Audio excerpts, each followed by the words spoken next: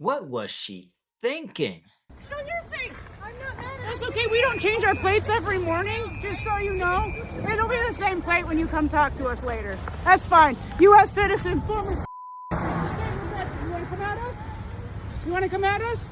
I say go get yourself some lunch, big boy. Hey everyone, I'm Rich Lowry of National Review, and of course that was body cam footage from the ICE officers during that incident in Minneapolis, and there we see the partner of Renee Good going out of her way to taunt armed federal agents. Why would she do such a thing? And do such a thing, obviously, with a great sense of righteousness and with impunity. This is resistance theater. They were going down there to stick it to the man. They're going to get it all on video. They're going to post it on Instagram and feel great about themselves. But if there's any lesson from this incident and from similar ones we've seen around the country, resistance theater is stupid and dangerous. Why do people do it? Well, at the root of the matter, they imagine themselves like that single guy in that famous image standing in front of a tank in Tiananmen Square. They want to believe that they're confronting a totalitarian state when they're not.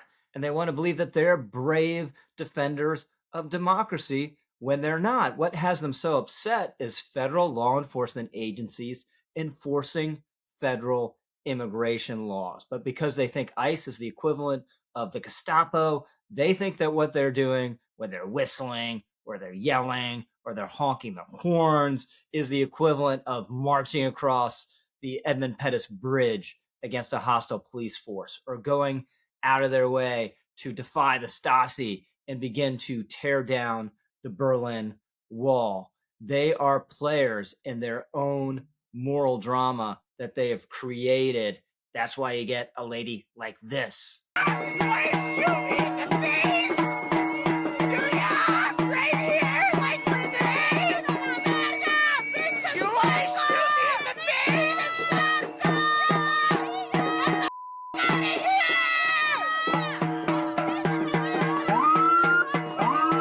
Now, the problem here is not just that the framework and the worldview are perverse. Even though I call it resistance theater, it goes beyond that once you're obstructing federal agents.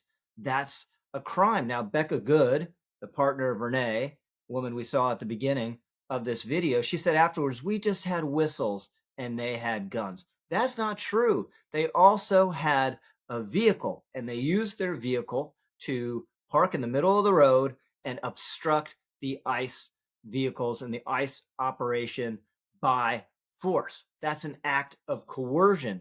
They're not voluntarily stopping. You are making them stop by putting your car in the middle of the road. And then Renee potentially makes her car into a deadly weapon, which precipitates the shooting. So this is not just whistles. They might have thought, oh, we're going to go down with our whistles and with our phone and with our car horn, and we'll make a statement, we'll get it on video, and we'll feel great about ourselves and go home and everything's fine. But they were engaged in a crime and an act of coercion. And we have seen this happen over and over again, escalating into real threats against ICE officers pretty routinely. Check out this video chosen at random that involves people just observing, just blocking ICE with their cars.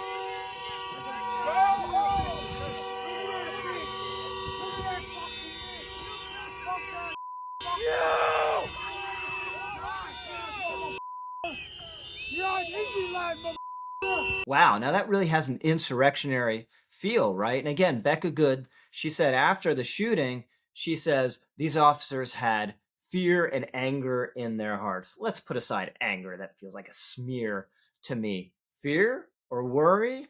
Yeah, why not? If you're out there and people are obstructing you on the roads, if people are yelling at you, if people are potentially throwing objects at you, if people are physically threatening you and potentially ramming you with their cars, yeah, that would create an element of worry and fear, right? That's only rational. So, who's created this context, though? The circumstances that lead to this kind of worry or fear? Well, one, it's inherent to the job, because if you're going out and arresting dangerous criminals who don't want to be arrested and may potentially take extreme measures to try to escape, that's going to be inherently hazardous work. But the other element is created by these resistance progressives that are going out of their way to try to make ICE agents fearful, to make their job harder. And that is wrong, it's unlawful, and it should end. It is dangerous to the agent, also hazardous to the resistance progressives. So it should be incumbent on progressive politicians to say, from their perspective, we don't like ICE, we don't think they should be doing this. Please protest peacefully, stand on a street corner holding up a sign, take your bullhorn, your drums, whatever else, but don't go affirmatively entangle yourself in ICE operations and obstruct ICE operations. But of course, progressive politicians won't do that. In fact, the opposite. Here's Ilhan Omar. Given how much heat there is and the administration's scrutiny, would you tell Americans it's too dangerous to demonstrate and to go out and document as she was doing?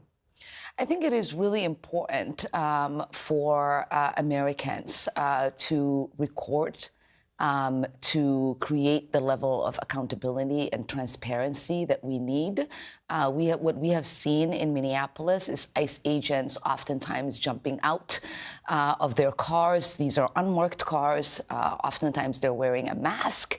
They're approaching, running towards cars. They're pulling people out of those cars. Oftentimes, these people are citizens. Oftentimes, these people have documentation of their legal right to be in this country. And we know that DHS has lied repeatedly when it comes to these accounts. So it is even more important for there to be recording from eyewitnesses every single time these actions are taking place. Now, that's BS, right? Renee and Becca, for instance, they weren't there just to record or create accountability, right? It's one thing if you record, you pull out your phone, you're on your front porch, you see something happening in your neighborhood, you're driving by an apprehension and you pull out your phone.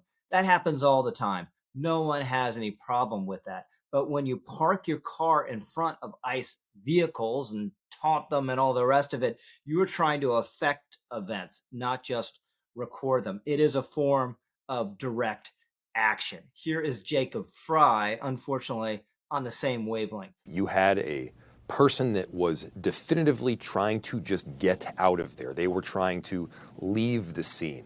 That is not a person that's trying to run an ICE agent over. You have a person that is trying to protect our city, to look out for our neighbors.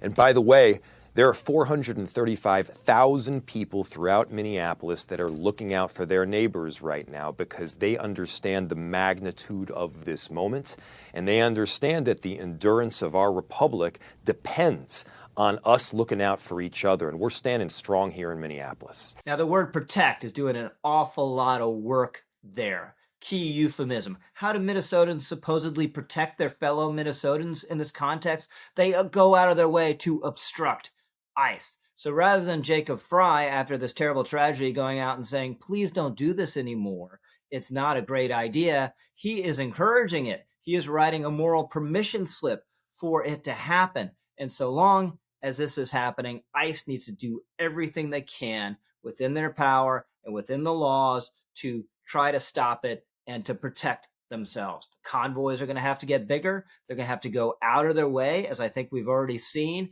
to arrest more of these drivers who need to be charged with federal crimes. And if you charge enough of them, maybe they'll begin to think twice about doing this, because resistance theater is childish, it is morally twisted, and it is dangerous, as we've seen, to all involved. I'm Rich Lowry, over and out.